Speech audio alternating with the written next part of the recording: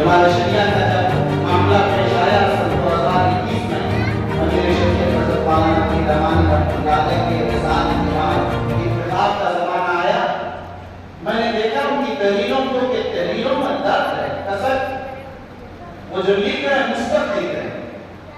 उन्हीं लिखने वालों में प्रोफेसर डॉक्टर सफदर इमाम आदि साहब लंबी लंबी तहरीरात लिखी उन्होंने, जिसमें माशरे में बड़ी काई को और जमी हुई तहों को उन्होंने पूरा कर रख दिया और साफ कर दिया।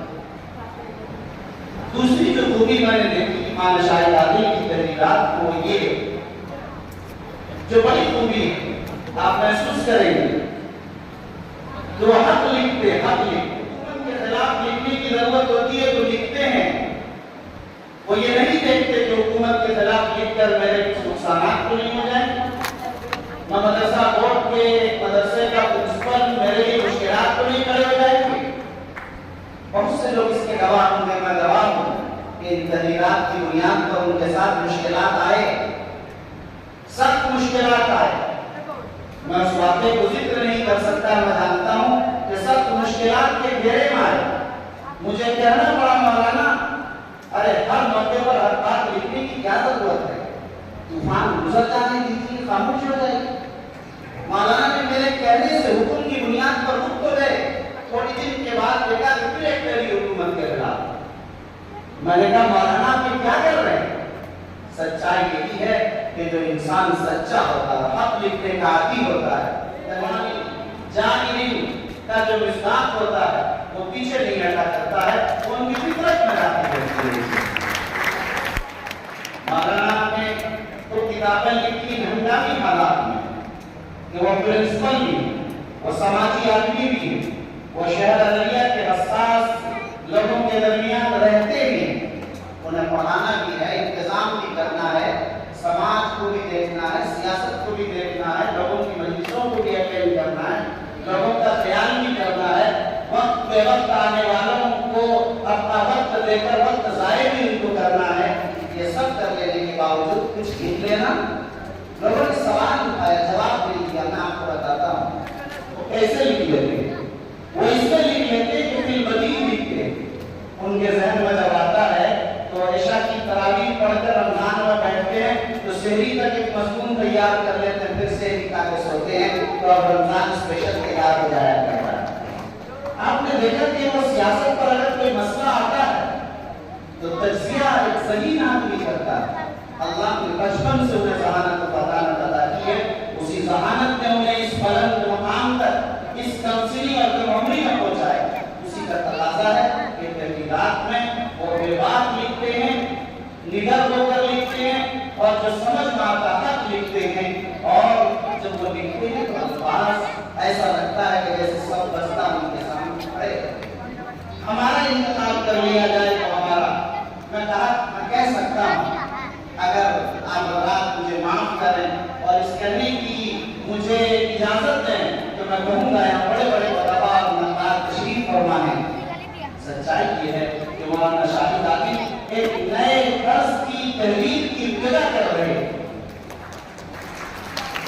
दुआ कीजिए कि अल्लाह ताला इसमें उन्हें कामयाब करे और एक खास अंदाज पर जो लिखने के लिए वो जाने जा रहे हैं, बचाने जा रहे हैं, अल्लाह उसे किसी बुलंद मुकाम तक पहुंचाए और दीन और मिल्लत की उनसे मजबूत खिदमत ले रहा है।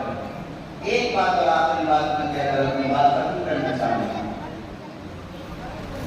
ये तकरीर जो आज मुनक़िद की गई है और इस तरह के रस्म इजरा की जो तकरीबात मुनक़िद होती है, इसका मकसद दो होते हैं। पहला मकसद तो ये हुआ करता है कि लोग लिखने वाले को पहचानें, लिखने वाले की कदर करें, लिखने वाले की हिम्मत अफजाई और हौसला अफजाई करें और लिखने वाले को इस एजाज़ और इकराम के साथ उनका दिल बढ़ाएं, उनका तारुफ हो, उनकी किताब का तारुफ हो, लोगों तक पहुँचे, लोग पढ़ें, लोग जानें, लोग इस्तेफादा करें, लोग उससे सीखें, लोग पढ़ें, इसके लिए और जो दूसरा मकसद इस तरह की तकरीबात का है वो ये कि इन तकरीबात से हमें सबक लेना चाहिए। हम और आप भी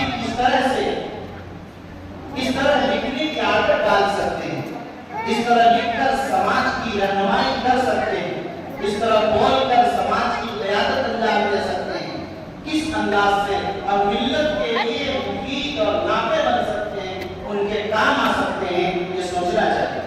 میں سمجھتا ہوں کہ جب آپ ان کتابوں کو پڑھیں گے تو آپ کو وہاں وہ روانی محسوس ہوگی، الفاظ نئے نئے آپ کو ملیں گے، آپ کو سیکھنے کا سبق ملے گا۔ کچھ اب ایسے اسباق آپ کے سامنے آئیں گے کہ اگر آپ اس کو کرتے گے تو مستقبل میں آپ کے لیے بھی تحریروں کے دروازے کھلیں گے اور جو رکاوٹیں ہیں ان رکاوٹوں کے دریچے کھلتے چلے جائیں گے آپ کے لیے۔ میں سمجھتا ہوں کہ ہمیں اور آپ سب کو اس کتاب سے استفادہ بھی کرنا چاہیے اور صاحب قلم اور صاحب تصنیف کو مبارکباد بھی پیش کرنا چاہیے۔ ایک بار پھر مولانا شاہد عبدالقاسمی کو بھی ہم خاص طور پر مبارکباد پیش کرتے ہیں کہ آپ کے قلم کی یہ ابتدا ہے، انتہا نہیں ہے۔ یہ قلم جاری رہنا چاہیے اور چلتے رہنا چاہیے۔ ابھی مولانا منہاج صاحب نے جیسا کہ بتایا کہ اگلی تصنیف بھی آ رہی ہے، ہم چاہتے ہیں کہ یہ سلسلہ جاری رہے اور اسی ہال میں، اس سے بہتر ہال میں اسی طرح کی تقریب رسم اجرا ہو اور ہمیں اتنے چہروں سے ملاقات کا، اتنے بزرگوں کی آمد کا اور اتنے لوگوں کے اجتماع کا اور ایک ساتھ مل بیٹھنے کا موقع ملتا رہے۔ ظاہر ہے کہ آپ سے محبت کرنے والے ہی بیٹھے ہیں، یہ دیوانے بیٹھے ہیں، یہ آپ کے عشاق بیٹھے ہیں۔ ورنہ ہم نے دیکھا عام طور پر صحافی حضرات کو، نامہ نگار حضرات کو کہ وہ اپنا آئے دو چار فوٹو لیا اور چلے گئے۔ یہاں عجیب مسئلہ دیکھ رہے ہیں کہ ادھر جگہ ہی نہیں ملتی کہ کوئی کرسی خالی ہو جائے یہاں سے۔